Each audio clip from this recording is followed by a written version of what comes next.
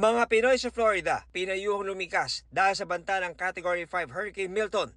Ayon sa Philippine Honorary Consulate sa Florida, may mga Pinoy na lumikas pero may ilang nananatili pa rin sa kanilang bahay. Inaasahang tatama sa Tampa Bay area sa Florida ngayong gabi o bukas ang Hurricane Milton kung saan nakatira ang mahigit 26,000 Pinoy. Kasong layong bawiin sa mga Marcos ang ilang ari-arian nagkakahalaga ng 276 million pesos ibinasura ng Sandigan Bayan.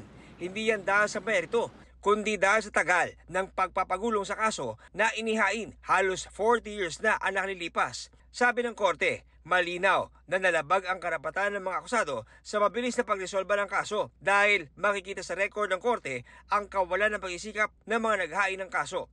Ipinunto pa na kung di pa nasisimulan ang mismong trial para sa kasong ito at 2 dekada na ang lumipas mula nang masuspend ang pre-trial, gaano pa katagal para ito'y malitis at madesisyonan.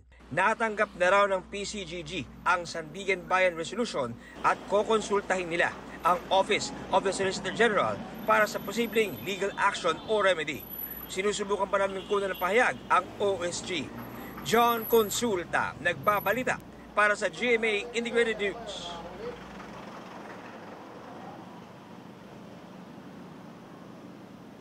Huwag magpahuli sa mga balitang dapat ninyong malaman. Mag-subscribe sa GMA Integrated News sa YouTube.